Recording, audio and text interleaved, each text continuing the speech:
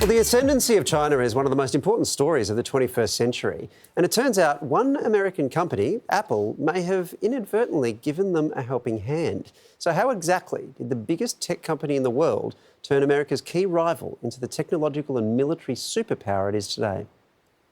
If something goes wrong with China, I mean, there is no iPhone. It's as simple as that. And then when I began to look at it, I realized that nobody had really given it any due attention. When journalist Patrick McGee started looking into the history of Apple, he, like the rest of us, thought he already knew the story. But what he uncovered shocked him. Is this a story of how Apple accidentally helped to develop weapons for America's main rival? It's a kind of wild conclusion. I'm sort of picturing the Australian reader at home or listener at home who doesn't know anything about the book and they're thinking, what the hell? But it does kind of go there. But the unintentional part really is key. I mean, I think Apple sleepwalked into this crisis. And I don't say that in a damning sense. What I'm trying to sort of say is I don't really have any villains in this book. If there's a villain, it's shareholder first capitalism, right? The idea that corporations should be chasing lower cost as much as they can, a sort of race to the bottom around the world. And that leads to Apple making the rookie and calamitous mistake of putting all their eggs in one basket and unfortunately doubling down once they find out that that basket has turned into a surveillance state.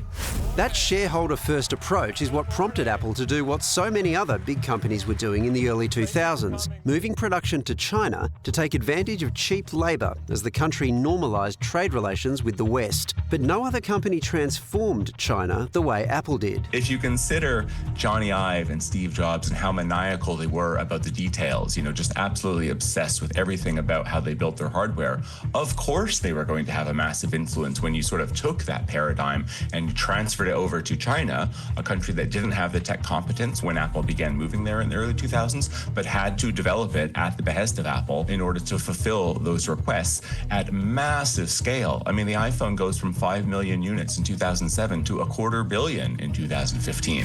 In order to get those iPhones out, Apple began training workers in China at an unprecedented scale. The figures that astound people is that Apple has calculated that they've trained 28 million people in the supply chain since 2008. So that's larger than the entire labor force of Australia. Try to get your head around that. But where things get really interesting is not what Apple made in China, but what it sold there. The company didn't anticipate how high demand for the iPhone would be within the country. One of the reasons it had only 4 Apple stores to service a country with a population of 1.4 billion. And that's where the yellow cows come in. From the perspective of 2007, China's like a depressed wages market, and nobody expects the iPhone to do well there. And instead, you have such demand that these gangsters, these scalpers known as yellow cows in the country, end up taking control of distribution, where they're buying as many phones as they can from the 4 stores that Apple has in 2010, and they're amassing them by the thousands, bringing in migrants to snake around the lines in the Apple store to buy as many as they can. And then they're going to a city like Chongqing, population 32 million, number of Apple stores 0, and they're getting a monopoly distribution on the world's most iconic product. And it's just wild where that narrative leads you. Where it leads us is here. The yellow cow gangsters begin buying phones from overseas, signing up for 24-month contracts, paying the first month, then disappearing once the phone is in their hands. But because phones bought overseas won't work in China, they zap the phone's processor. That masks the phone's country of origin, but also renders the phone inoperable. They then send people into Apple stores with the busted phones. Apple says, hey, that's weird, we don't know why that's not working. Here, have a brand new working phone, which the yellow cows then sell at a huge markup. It takes years for Apple to figure out that they've been the victim of an elaborate fraud, and their solution to this problem almost ruins them in a way nobody could have predicted. You've got this situation where there are all these faulty iPhones across China. As I understand it, that is connected then to what happens soon thereafter, which is the Chinese government starts getting grumpy at Apple for the products that they think they're selling in China. What's going on there? Well, Apple begins to catch wind of that this is obviously not a real problem. We're being scammed. And so they begin refurbishing the phones rather than handing them a new one. And that actually ends up being like a different policy in China than in the rest of the world. So when Xi Jinping comes into power, Apple gets attacked by CCTV. You could call that like state-sponsored CNN.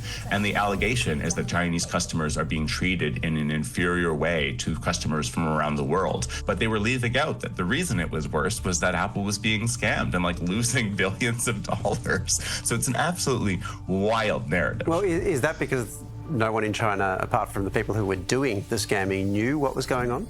I suspect so, but my sourcing is pretty damn good. It's not so good that it gets into, what the yellow cows told the CCP. Oh, well, fair enough. I mean, I'm a little disappointed you don't have Communist Party contacts in China, but, we'll work with what we have. Paperback version.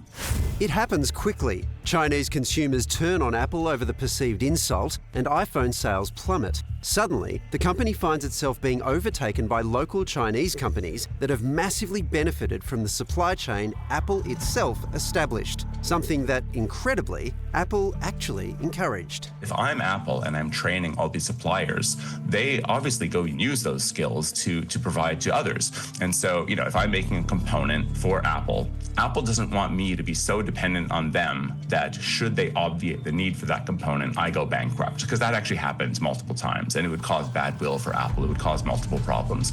So instead, Apple says, however fast you are growing with us, we need you to grow that fast with somebody else. So this is the bit I think people would want to hear explained. Why would Apple want their own manufacturers to support their competitors to the extent where they sell more phones than Apple? They begin to understand that trying to maintain a proprietary sense of like, these are our skills and you shan't use them for anything else, isn't really going to fly in China. Apple is panicking as Chinese competitor Huawei, a company Apple essentially helped build, outsells its phone globally. That's when something pretty unexpected happens. I firmly stand by the government's decision to ban Huawei, as do my colleagues across the Parliament. The government banned Huawei from the UK's 5G networks amid security concerns. We're not going to do business with Huawei. We're not doing business with us.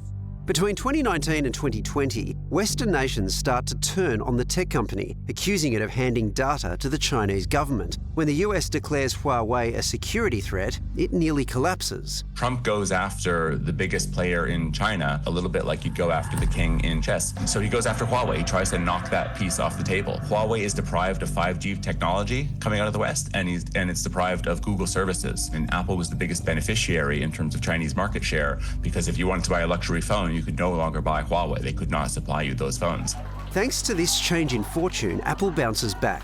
But while the phone wars continue, it's a very different type of war that has a lot of observers worried, because it's not just smartphones that benefit from smartphone technology. The same thing is basically happening with electric vehicles, because that's a smartphone on wheels, if you will. Okay, does it stop there? No, of course not. I mean, Apple has no control over how these skills are used. So drones is an area where the Chinese completely dominate, and military weaponry. Xi Jinping's main sort of agenda in 2015 is called Made in China 2025. That is about severing China from the West and becoming self-sufficient in robotics, automation, and electronics. And I think Apple, however unwittingly, however, without having bad actors per se, became the biggest supporter of Made in China 2025.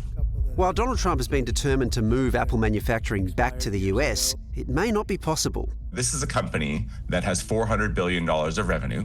80% of it is hardware, and 90% of that is made in China. So when you say all roads lead through China, you really are talking about Apple being vulnerable or exposed to a blow up in China like nobody else is. There is no other figure, no other company on the planet that has those three levels of metrics that I just gave.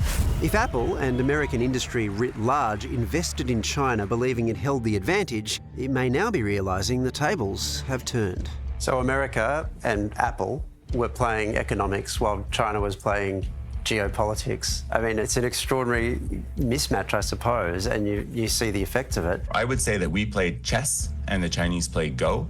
They don't go after the king like that. They don't try to knock Apple off of its course. Instead, they've basically encircled Apple's operations with their own supply chains. And that's what you do in Go. You encircle your enemy, you put them in a position where they can no longer move. And that's where I see Apple. They don't have any good strategic decisions to make right now. They can't move to the US, they can't move to India. They're basically just stuck in China. And that's why I unfortunately foresee the status quo continuing for quite some time.